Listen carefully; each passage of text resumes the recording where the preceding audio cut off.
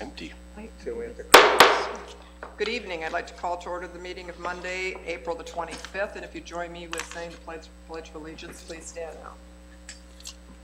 I pledge allegiance to the flag of the United States of America and to the republic for which it stands, one nation, under God, indivisible, with liberty and justice for all. Thank you. The clerk will please take the roll. Councilmember Archibald. Here. Councilmember Ashford. Present. Councilmember Lamb. Here. Councilmember Mosherak. Here. Councilmember Pemberton. Here. Councilmember Ruiz. Here. Mayor Rapp. Here. You have the minutes from the regular meeting of April the 11th. Is there a motion to receive and file? So moved, Madam Chair. Support. Councilmember Ashford, supported by Mayor Pro Tem Archibald. Is there any changes? All those in favor, please indicate by saying aye. Aye. Any opposed? The minutes will stand as presented. And we'll move on to presentations. If you please read the first one. Proclamation recognizing Saturday, May 14th as Letter Carriers Stamp Out Hunger Food Drive Day will be presented to Tara Anderson, National Association of Letter Carriers, Branch 529. If you'd like to join me at the podium.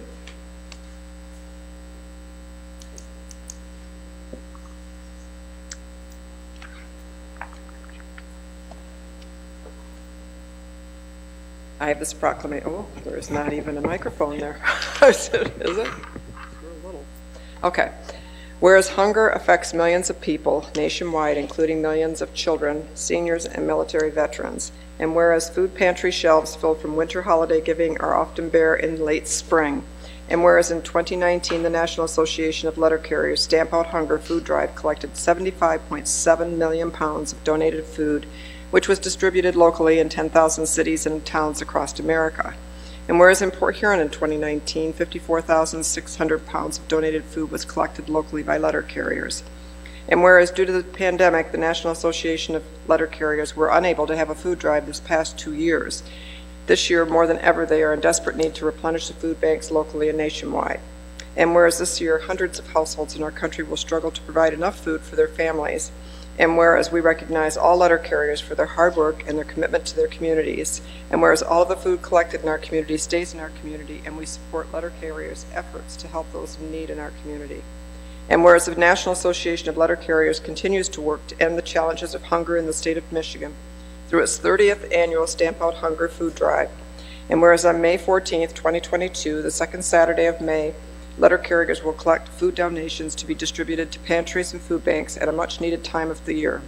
Now therefore, I, Pauline M. Rapp, by the authority vested in me as mayor of the city of Port Huron, and on behalf of council members Archibald, Ashford, Lamb, Mosherak, Pemberton, and Ruiz, do hereby proclaim the second Saturday in May as Letter Carriers Stamp Out Hunger Food Drive Day in Port Huron. And I urge all people in our city to join me in this special observance. And if you'd like to say a few words. Thank you very much. Thank you. Thank you very much. Hi, I just wanted to thank everybody for helping support us. As it said that in the last couple of years, due to the pandemic, everything was done virtually, which a lot of our local food pantries didn't have the means to set it up to do anything virtually. So we didn't really get a lot of donations, and all the donations are depleted. And as you know, there's a lot of poverty in our town, so it's really good.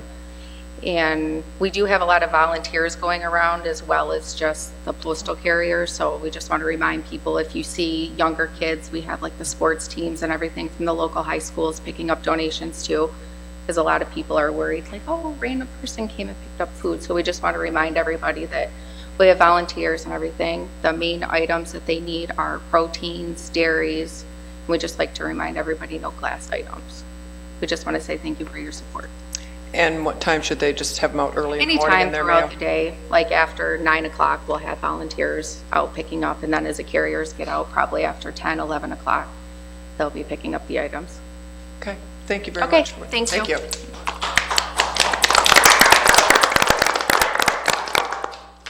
We'll move on to public comment. Is there anyone in the audience who wishes to address the council this evening? Please come forward and give us your name and where you live, and you have 4 minutes. Good morning, good evening, council members and city manager, Mayor Rep. Yeah, just a couple things that I would like to bring up tonight. I guess one of them, I look back to the March 14th meeting, and you allocated a considerable amount of funds for this wiffle baseball field and stuff.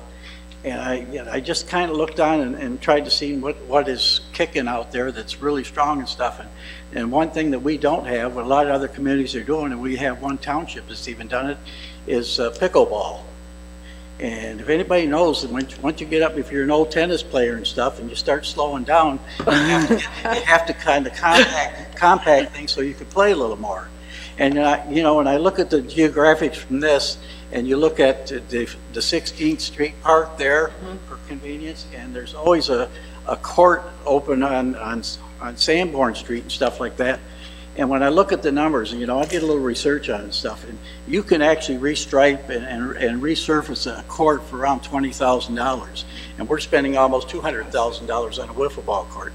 So I just thought it was something to look at for, you know, the younger generation, the older generation, because some of these tennis courts sit there all summer long, and like I said, when you get older, you don't move as fast as you used to. No kidding. Okay, my second subject here tonight, and I shared it with James just a little bit prior to the meeting, is my concern was, I know we had made some community block grant money for sons and stuff to appropriate some building on their property and on where the Grant School used to be. And it looks like it's going no place. So I just thought I'd just bring that up, and hopefully that James kind of assured me that things are going in the right direction. Thank you very much. Thank you. As far as the pickleball, I believe we do have, don't we have? Yes, Madam Mayor, we have 2 brand new courts that were put in 2 years ago at the 16th Street Park. So it is there. Okay, perfect. Thank you. Is there anyone else in the audience who wishes to address the council this evening? Please come forward. Seeing no one, I'll declare public comment closed, and we'll move on to the consent agenda. Is there a motion? So moved. Oh, I'm sorry. Okay. Support. I'm sorry. Mayor Pro Tem Archibald, supported by Councilmember Ashford. Could we remove number 5? It's just a quick question I want to ask about that. Okay, number 5 is removed. Okay. We will take the vote. Councilmember Archibald? Yes. Councilmember Ashford? Yes. Councilmember Lamb? Yes. Councilmember Mosherak? Yes. Councilmember Pemberton? Yes. Councilmember Ruiz? Yes. Mayor Rep? Yes. Items on the consent agenda, there was 2 of them. Received the proposed capital improvement program and scheduled a public hearing for May the 9th to hear public comments from interested citizens on the proposed capital improvement program, and also received the proposed 2022-23 Downtown Development Authority budget and scheduled a public hearing for May the 9th to hear public comments as well. So we will move to, from the city manager, item 1. Accepting the bid from Advanced Pool Services Incorporated in the amount of $46,660 for the striping, coating, and finishing of the Court Street wading pool. Is there a motion? So moved. Support. Councilmembers Mosherak and supported by Councilmember Ashford. Do we have any? Madam Mayor and Council, we did put this out for bids. This is the only bid we received. It does need to be done before we open the pools this season, the treads and the stairs and things like that. This will take it down all the way to the shell. So we'll be taking off all the old layers. You can only paint it so much, and then you got to strip it down. You'll still strip it back down to the shell and start over. Okay. Mayor Rep. Yes, Councilmember Ashford. Yeah, how long since, what's the condition of the Sanborn? I know this is the focus right here. Sandboard's in pretty decent shape, but probably the next 3 to 5 years we'll have to paint that as well. Okay, so they've already been taken care of with this process before? Well, yeah, there's 2 pools at each site, so it depends on which Right. pool, but yes. Oh, okay. Yep. Any other questions, comments? We'll take the vote. Councilmember Ashford? Yes. Councilmember Lamb? Yes. Councilmember Mosherak? Yes. Councilmember Pemberton? Yes. Councilmember Ruiz? Yes. Councilmember Archibald? Yes. Mayor Rep? Yes, item 2. Accepting the quote from On Duty Gear LLC in the amount of $36,384 for the purchase of 58 ballistic helmets for use by the police department. Is there a motion? So moved. Support? Mayor Pro Tem Archibald, supported by Councilmember Pemberton. Is there any questions? Madam Mayor and Council, this is part of our ongoing efforts to replace outdated and old equipment. I think Chief told me he still has his original helmet from when he started here 48 years ago, and so they will be replacing all of them. I do want to thank our prosecutor, Mike Wendling, for providing the $8,000 grant out of the forfeiture account that he manages. So thank you, Prosecutor Wendling, for your assistance. Any questions? We will take the vote. Councilmember Lamb? Yes. Councilmember Mosherek? Yes. Councilmember Pemberton? Yes. Councilmember Ruiz? Yes. Councilmember Archibald? Yes. Councilmember Ashford? Yes. Mayor Rep. Yes. We'll move to resolutions. Number 1. Approving the creation of the Edison Social District for consideration by the Michigan Liquor Control Commission along the Thomas Edison Parkway Boardwalk from the walkway's North Star Point to the Huron Lake Chip. Is there a motion? So moved. Support. Mayor Pro Tem Archibald, supported by Councilmember Lamb.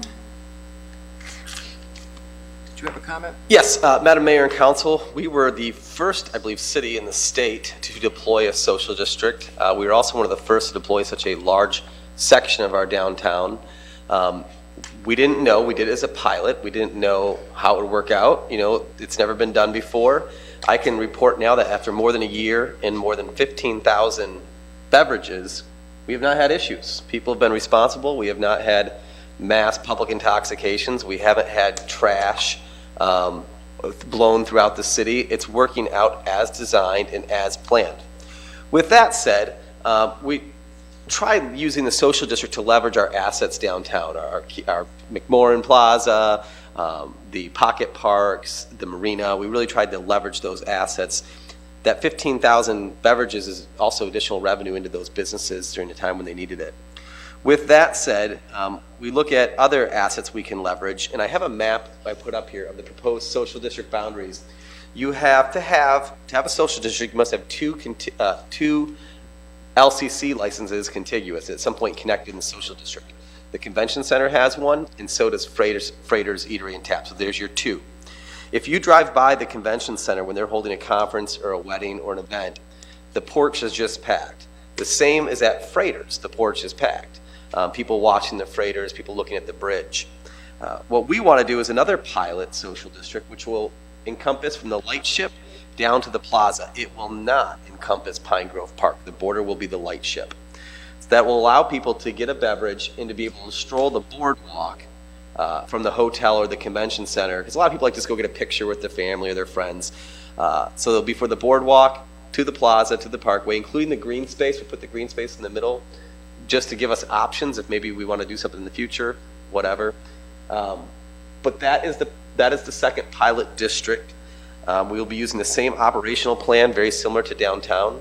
But this, again, will allow out-of-towners to get a glass of wine, go take a picture of the bridge, see the freighters, touch the water. Questions for the city manager? Mayor, Yes. James, I spoke to James earlier. I had was reached out to by a concerned resident. I think the thought in his mind was it was going to be a little bit of wild, wild west drinking. If maybe you just go over the parameters of how you have to purchase the cup there. Yeah, exactly. You can't, it's not a bring your own beer type situation where you can just drink, bring a case of beer and drink on the boardwalk. This will have to be purchased in a social district cup from one of those 2 establishments. It cannot leave the boundaries. To be candid, when we did the first social district, I think a few of us had those concerns. I know I did, and we watched it closely, and we haven't had those issues arise in the downtown, and so that is working out well. Good, thank you. Mayor, Yes, Mayor Pro Tem Archibald. James, you said to the light ship. Will they be restricted from taking it on to the light ship? The lightship is included in the footprint. So they can take them on? It'll be up to the museum that they're going to permit it. Okay. But legally, yes. I'm not quite sure because it is a museum if they want beverages brought up there. Thank you. Other, what were you saying? Oh, I thought she was whispering in my ear. Okay. This, I know when the Public Act 124, is it? Yeah, it started back in 2020 that the social distances was primarily created with the intent of helping the businesses, get a boost and stop and sit outside, more safer and everything. And with that, it was an MO where they were setting up, tables and stuff out there so they could, are we going to be setting up tables and stuff out there? No, not in the near term. It's a good idea. We could look into it. One of the things is you're right. It started for COVID, and it was designed to help create those additional capacity outside. We just realized the economic benefits of it. I think that's why the legislature and the governor made it permanent, because there was significant economic benefits. They do it in other states. If you go to Tennessee, Nashville, they do it there. So yeah, you are correct. But Yeah. we have no plans for tables, but Oh, you no, know, there are I'm not- benches out there. I'm not advocating Yeah. for that. I'm just saying that if we're going to have a social distance, so we just expect them to run around with their cups and stand up and take pictures and set them on the ground and Well, all we that. have benches and seating areas, so you could take a They glass can of put wine. them on there, yeah. You go, sit at a bench and watch the Freighters. Okay. No, I'm just trying to get the full picture here in the backdrop. And then also, I knew in the past we had something when we, our waterfront is precious. It's just all that. And we always said that if we did anything down by the Edison Parkway, we considered it the cities, the people, the residents.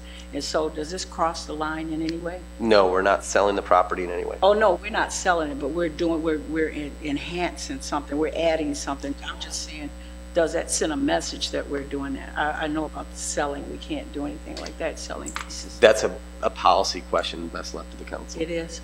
Well, No, you had. Yeah, I mean, we're not selling the property, we're not installing any type of installation of any type. Whether or not this is enhancement or something like that, that's a interpretation. Well, that's what you're doing. No, it's not interpretation, that's what you got before. us. Understood. Okay, so that's not and I'm not trying to get into. Yeah, no, I just understand. want to make sure that this is it. And when I look at the Edison Inn, the Edison Inn, the DoubleTree and the Freighters and the Convention Center, and I'm looking at there, and I passed that coming here, it's almost that they're already social distancing. I mean, at the room, the tables, the chairs, everything out there, I always see people out there all over on the grass, and they already got this. So how is this going to be any different? Except for they can just cross the street with the cup. They cannot leave the property, right, currently. They can't leave the No, property. they Yeah, cannot yeah, leave the I know they property, can't leave the property, but it's just like a social distancing area. I mean, not social district area that they're already taking advantage of. They have a shared common space. Right, And I believe the perimeter of that site is the bar, the patio right, for that liquor license. Yeah. So they can't move beyond that. yeah. And you don't think that that's sufficient or I mean, without disturbing? This is an option that allows them to go beyond that. Okay. Whether or not it's sufficient or not, that's the question before you tonight. Okay, yeah, and I know they go beyond that anyway. I mean, they sit there, they can't Yep. take their cup of beer and wine, but they still go across the street, because you're always stopping to let them go by. I just wanted to be abundantly clear, because when you look at the Addison Parkway, I think of, the families over there, the fishermen all up there, and I'm not thinking, you're just like the rodeo show, the people that were calling me, they were just thinking that, it's just, it's just theirs, and that's not speaking for everybody, just a few people. So, I kind of see that the same way. I just can't put my arms around it to say that this is so necessary. I know we're moving and we're moving fast and we're trying to do this and do that. And sometimes when you move fast like this, the good ideas may be a good ideas, but how much are we taking away from that? How much different of a benefit would it be to create this social distance as versus downtown? And I did that research today too. They're all over the place and they're kind of contained in the downtown areas because they built that. That was the target, the target area. So we're going outside of that kind of a framework and we want to do something up here. And I just, at the sake of people, I just can't get that out of my head. And families, you got the horses down there. I guess I would say we do take it serious. That's why we did a pilot program with the social district downstairs in downtown. Yeah. I'm not sure. I think it's a fair characterization to say they've all been to downtowns. Many cities have done now multiple social districts Yeah, I love in that, different yeah. neighborhoods and different corridors. So this will not be out of the ordinary with what other communities are doing or having multiple social districts in different locations. Right. Yeah, well, I always careful about to see what somebody else is doing, because one size doesn't fit all. I was just thinking strictly of us. We're the greater Port Huron, you know, and we're unique in that. You know, they don't have the blue water area like what we have, you know, that we can be proud of, you know, and we want to make sure that our people that buy in, that they feel that, you know, till the day you die, you know, you're thinking, you know, the blue water area, this is theirs, you know. So I was just, you know, trying to just, I don't want to beat it to death, but I just want to make sure that, you know, the bottom line here, you could put it there. I mean, you could, of course, you can, but I just can't see the bottom line being that much of a wow factor that we have to disturb that piece up there that is so dedicated and is so much a part of who we are as a city of Port Huron. Thank you for listening. Is there any other comments? Mayor, just one more quick thing. James, you mentioned this was a pilot and we've had no issues in downtown. I just think it's important to mention that should there be issues, we can shut this down at any time. Correct. So we can monitor that closely if there is anything, you know, if it is disturbing the neighbors or the neighborhood or any other issues, we can shut it down. Correct. Thank you. Any other comments? I just want to say that, you know, my concern was that it kept to those areas and not go into Pine Grove Park. I really don't see it as a problem because people aren't going to be, I don't think it's going to be droves of people all of a sudden with the party and alcohol and everything down there. The part that's probably enticing for someone is if they're at the freighters for a meal or something like that, and afterwards they say, you know, I think I'd just like to have a glass of wine. Well, I don't want to take up this table when somebody else wants to eat here. So maybe I could just take my glass of wine and go across the street and drink it there, sit on the park bench. I don't see a problem with that. I don't think that it's going to be rampant because, first of all, they can only get it there.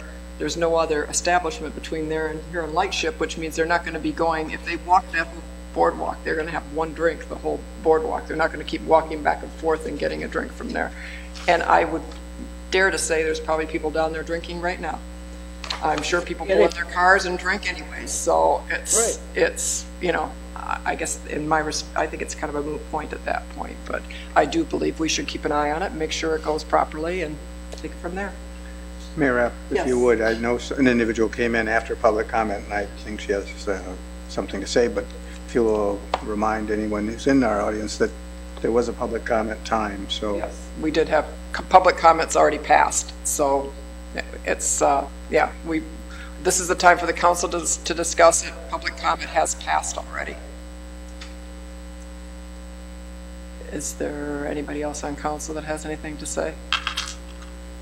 Then we'll take the vote. Councilmember Mosrak? Yes. Councilmember Pemberton? Yes. Councilmember Ruiz? Yes.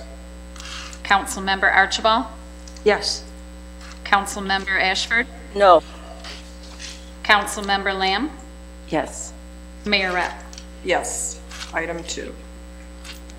Receiving the proposed 2022-23 budget and scheduling a public hearing for May 9, 2022 to hear public comments from interested citizens on the proposed budget. Is there a motion? So move. Support.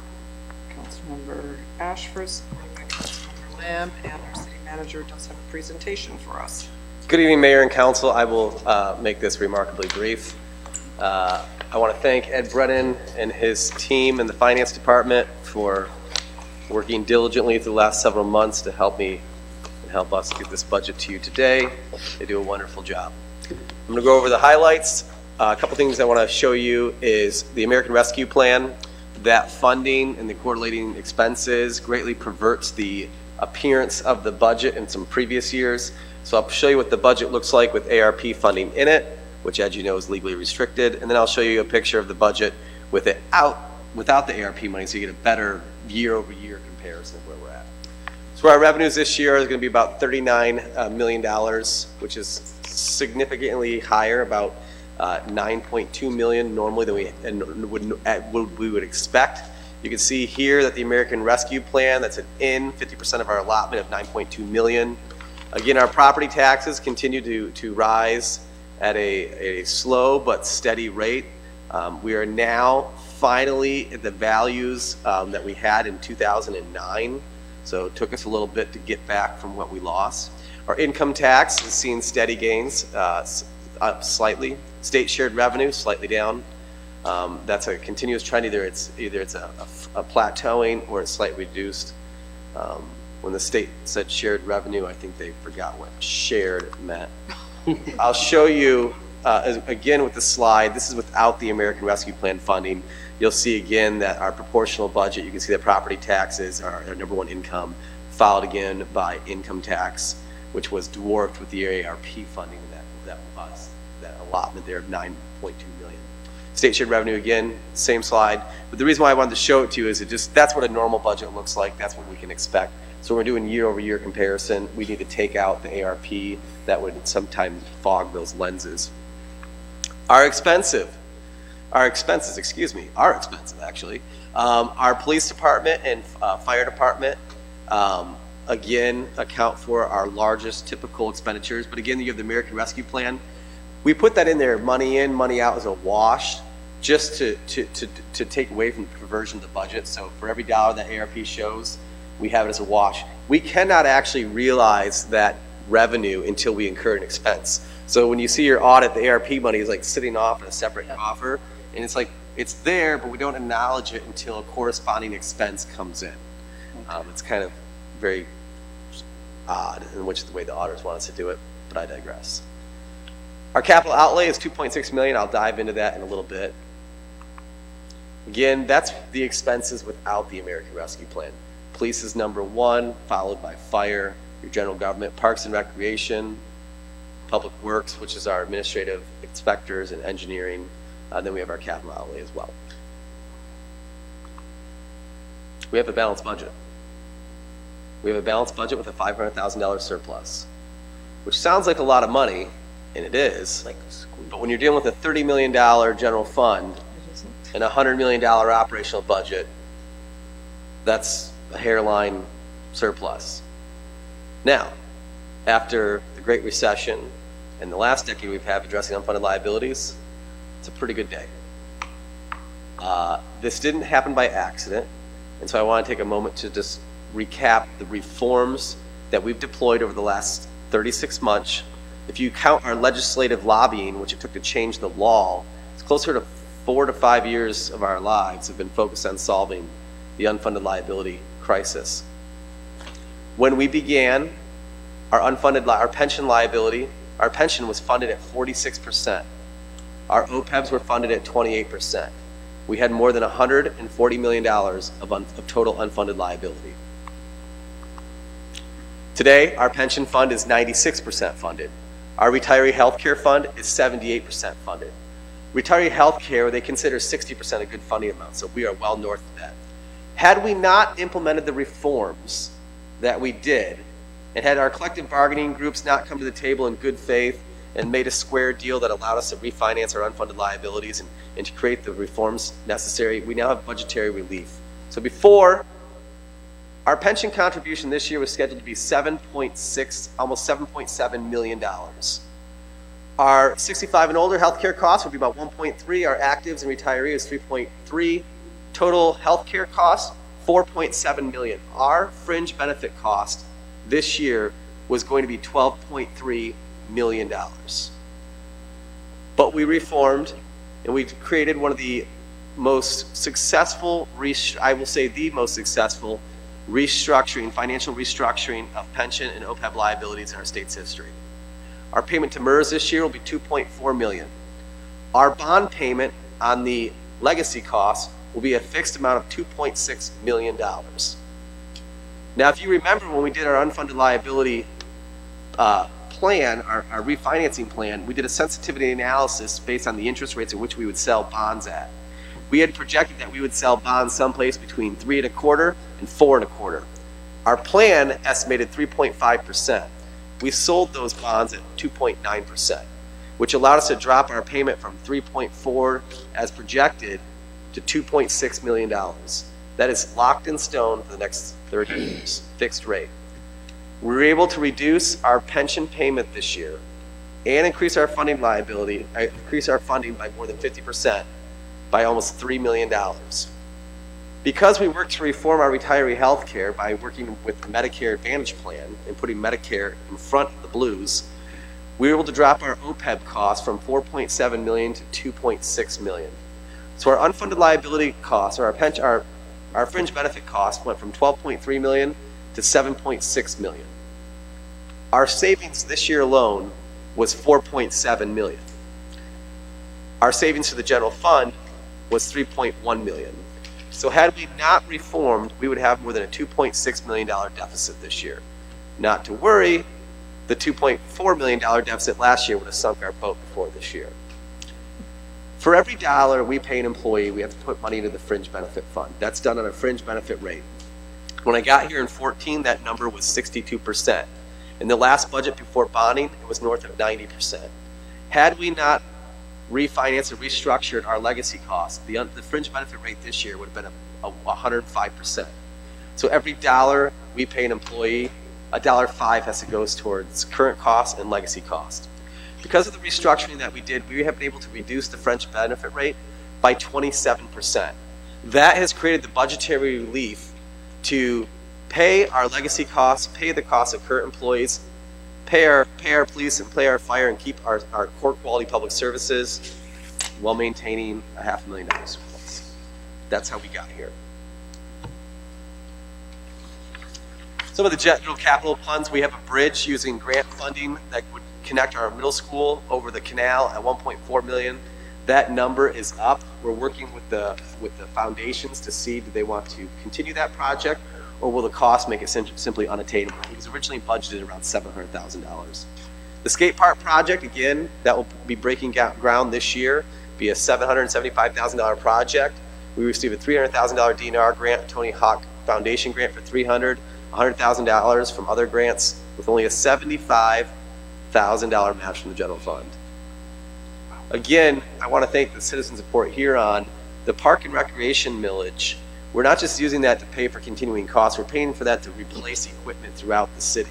So the grant matches, we're able to take the millage money and, two fishes and two loaves, and use it to go to the foundations in the DNR and use that money to match to create really remarkable change with our parks and recreation. And of course, Nancy's team does an incredible job. Court Street Pool, you just approved that tonight. Sanborn Pool, shingles, the roofing at both the Sanborn and Court Street Pool. The boat launch parking lot, if you would like to visit what the surface of the moon looks like, the 12th Street boat launch parking lot would be a very good example. To all the boaters out there who call and let us know just their thoughts, their honest opinions on the boat launch parking lot, it will be done. It will be done in this year's budget. It will look very similar to the Riverside boat launch as well. We're building a pole barn in this budget at Forestry Department. We have all those, literally close to millions of dollars in equipment out there, trucks, bucket trucks. It's all sitting outside and getting weathered because we don't have indoor storage. This has been a goal from the city for, 10 to 15 years to get a structure there. It's not going to be fancy. It's just going to be a pole barn. It's not going to have heat. It's not going to have all that stuff. It's just going to be lights and a pole barn and get it out of the weather. It's about 100 by 40 is the dimensions of it. Parks and Forestry will get a roof upgrade as well. Palmer Park building upgrades. You approved that contract with JCI several weeks ago for HVAC, electrical, mechanical, fire, all that. The MOC capital.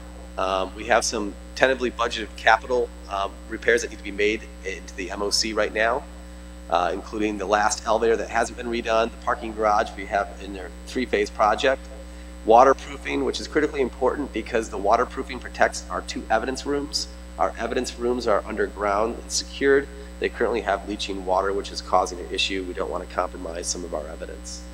We also want to bring our facility up to current ADA standards to the best of our ability. We have issues like drinking fountains are too high. We don't have some braille. That needs to be some braille and some of our identification. We really want to make sure that City Hall is accessible for everyone.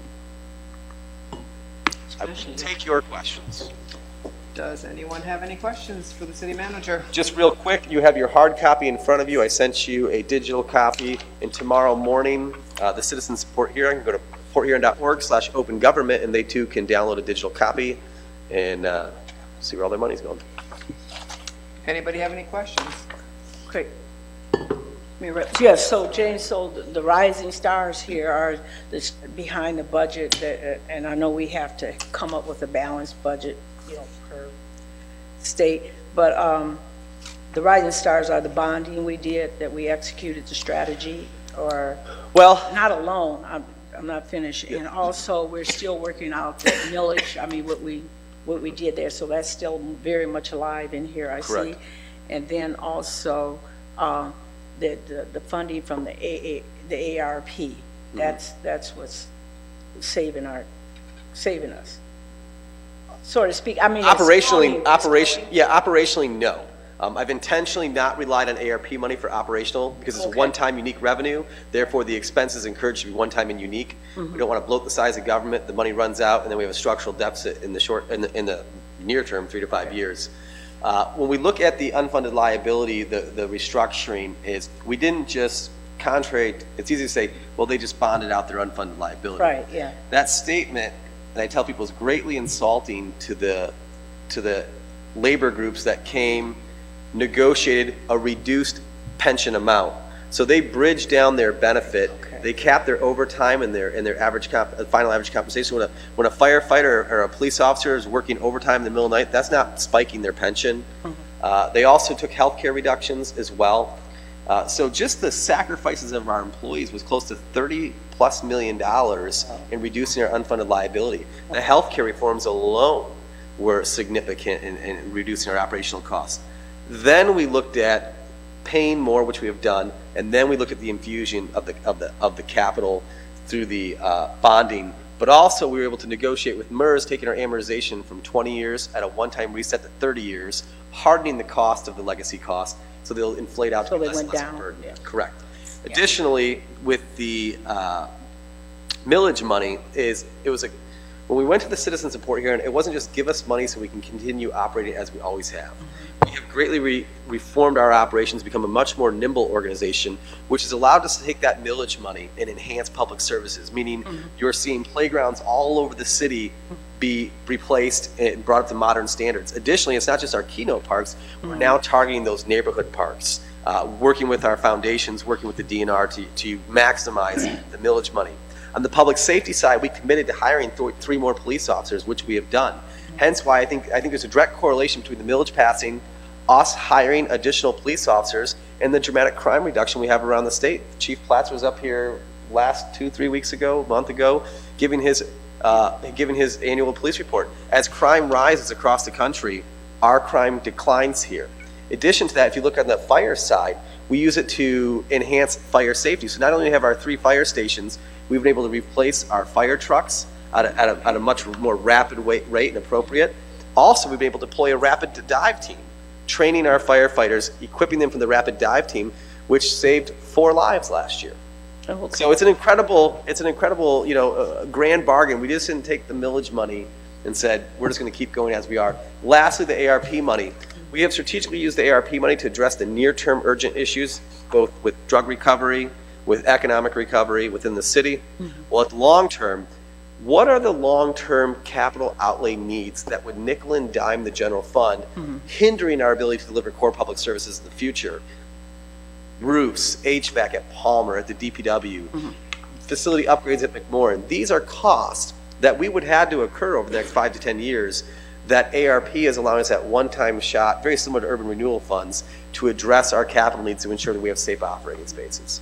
You took off like a light over here. I was trying to tell you that. You asked a lot of questions. I know. That's okay, because I want to know the answers, and I think other people want to know that. Yep. All I'm saying is that you said that was our intent in the first place. Yep. With the 3, the millages of bonding, is the bridge to get us over there. But when we get across the bridge, we executed this with our strategy, and therefore we are allowed to be where we are today. And then when you talk about the ARP, you identified, and thank you so much for getting this right to me last time I asked, the 13 areas that we have, and And I guess you almost answered this, the reason why you had the amount allocated, I think it was about 7 million something over here, and then the amount funded, and all of those, I think we got about maybe 6 completed. Okay, and I got a question coming at, so we got 6 of that 13 completed, and you still, some of them don't have anything, but you allotted it. So, and I guess that's why you can't account for that up here, because it, you know, it won't work. Yep. Okay, so the ones that are completed, are they able to come back? Is it in your mind or in your plan that you can revisit some of these if it's not enough, or Yeah, you're absolutely right. So what I've worked with the current stakeholders who received funding, I essentially said you have to provide a report card to the mayor and council and to the citizens. Right. They're going to provide reports to you, and then when you have a work session in the future to talk about additional ARP funding, we will have them come give a report card on what they're doing, and then if they have additional requests at that time, that would be a question to the mayor and council. Okay, that's excellent. And then one last question that I have, and I'll turn it over, is that we had a goal session, and how much of what we're doing are we applying to our goals? Is that on your plate? Everything I do is directed at carrying out the goals you adopted. Oh, okay.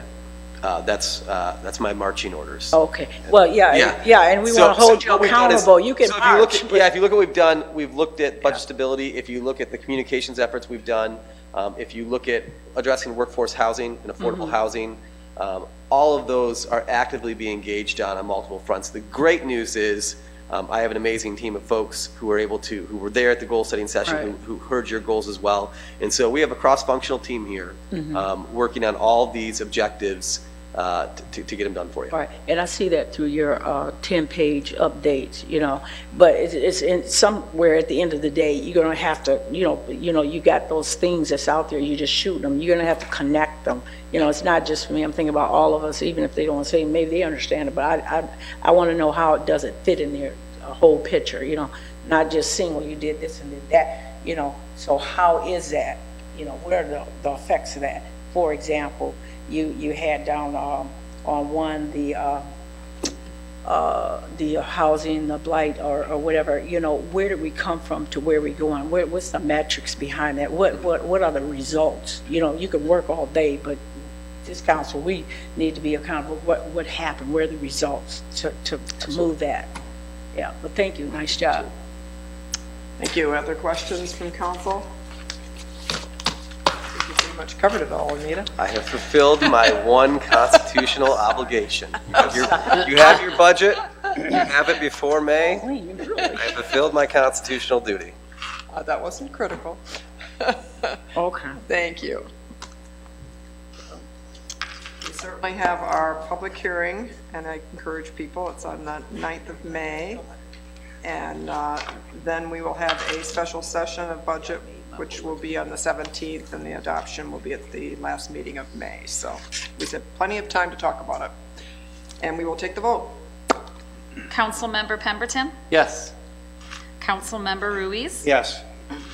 Councilmember Archibald? Yes. Councilmember Ashford? Yes. Councilmember Lamb? Yes. Councilmember Mosherak? Yes. Mayor Rep. Yes. And we'll move to resolution number 5. Recognizing April 29th, 2022 is Arbor Day in the city of Port Huron. Is there a motion? So moved. Mayor Pro Tem Archibald, is there a second? Support. Councilmember Lamb, and you had a question. Yeah, thank you. It's just a quick question. I know sometimes, you know, you're so good. I mean, just shooting us anything, you know, is there a time and there's a, where's the place or whatever, you know? Oh, for the... I don't know the time and place. Oh, yes. Okay, so 10:30 on April 29th, which you all know is Arbor Day, we will be planting with the Southside Initiative 10 pretty large trees at Knox Field. This is a part of our 100 trees a year pledge to increase the tree canopy.